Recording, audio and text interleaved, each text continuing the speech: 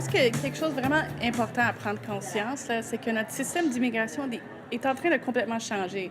Avant, c'était les gens venaient comme résidents permanents pour rester ici, s'intégrer à la société québécoise, devenir partie de notre communauté. Maintenant, c'est plus de travailleurs qui viennent de façon temporaire. Ils viennent pour quelques mois, ils viennent, ils quittent encore. Ils n'ont pas la chance de s'intégrer dans notre société. C'est vraiment un changement complètement comme on est en train de virer dans une direction complètement différente.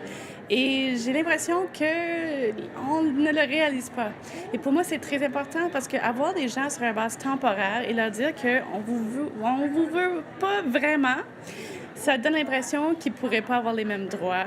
Ça donne l'impression que ça vaut pas vraiment la peine de faire des relations avec eux, que s'ils finissent par disparaître demain parce que l'employeur ne les veut pas, c'est pas important. Alors pour moi, si on veut faire une société qui inclut tout le monde, qu'on construit vers le futur, il faut inclure ces personnes-là, leur donner la chance de s'implanter ici, de s'intégrer et de faire des relations avec eux. Le premier constat, c'est que les flux du travail migrants temporaires sont un phénomène international qui s'élargit de plus en plus et qui montre que l'immigration permanente est de plus en plus délaissée dans les pays de l'OCDE comme le Canada au profit d'une migration temporaire, c'est-à-dire qu'on utilise de plus en plus de travailleurs étrangers pour une durée déterminée pour occuper des emplois qui, eux, sont permanents. C'est ça le constat principal à retenir, c'est que cette main-d'œuvre dite de travailleurs migrants temporaires occupe des emplois permanents qui ne sont pas des emplois. Parfois, il y a des emplois dits saisonniers, mais les emplois saisonniers ne sont pas temporaires, ce sont des emplois permanents. Et la plupart du temps, ces travailleurs occupent non seulement ces emplois saisonniers, mais occupent aussi des emplois qui, de plus en plus aujourd'hui, affectent des secteurs d'activité très diversifiés, des secteurs des services et de la technologie, par exemple, comme je l'ai dit tout à l'heure, la question du secteur financier, du secteur de l'informatique, des télécoms, des monteurs de ligne aussi, par exemple, où on a de plus en plus recours à ce type de main-d'œuvre étrangère. Alors, c'est véritablement une tendance lourde aujourd'hui que ce phénomène des travailleurs migrants temporaires et qui ne touche pas simplement ce qu'on appelle la catégorie des travailleurs étrangers temporaires. C'est un phénomène beaucoup plus large qui affecte l'ensemble de la structure de l'emploi dans ce pays. Et donc, premièrement, c'est une main-d'œuvre à coût réduit. Deuxièmement, c'est une main-d'œuvre qui est hautement flexible, dans la mesure où les entreprises ont accès à cette main-d'œuvre à partir de leur propre initiative, de leur propre demande, et bénéficient donc d'un processus administratif particulièrement allégé. Donc aujourd'hui, là, on n'est plus parce qu'on n'est pas dans le cas de l'immigration permanente, on est dans le cas vraiment d'un usage rapide, flexible et optimisé de la main-d'œuvre migrante temporaire.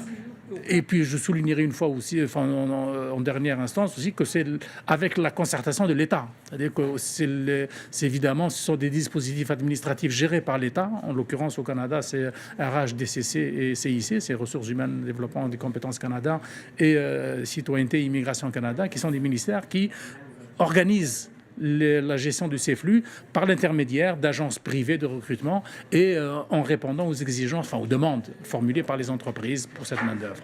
Les entreprises vont faire appel aux agences, aux travailleurs étrangers temporaires pour se soustraire à des coûts de cotisation de santé et sécurité au travail qui ne voudront plus assumer parce que c'est des emplois de manutention, des emplois où il n'y a plus de risque de blessures, de troubles musculo-squelettiques ou de maladies professionnelles.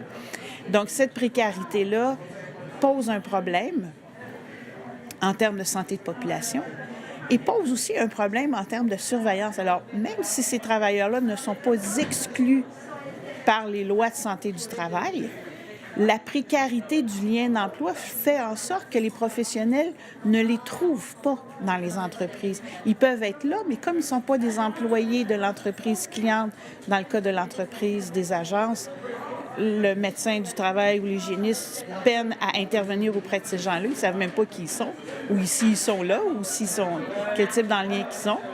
Et du côté des travailleurs étrangers temporaires et même dans les travailleurs immigrants résidents, ils sont souvent dans la petite entreprise, celle qui n'est pas ciblée par les pratiques préventives de santé et sécurité au travail, sauf s'ils sont dans un risque faisant partie des 3 catégories. Mais on s'entend que les fermes, les entreprises horticoles, les petites entreprises manufacturières ne sont pas dans les 3 catégories ciblées par la CSST. Alors, il y a un vide autour de ces gens-là qui sont de plus en plus exposés et de moins en moins protégés, même si les lois ne les excluent pas.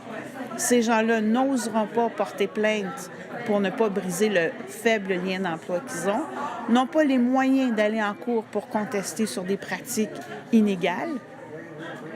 Et de toute façon, ces gens-là, leur premier souci, c'est d'essayer d'avoir une expérience professionnelle de travail et de pouvoir s'inscrire dignement comme travailleurs de toute la société.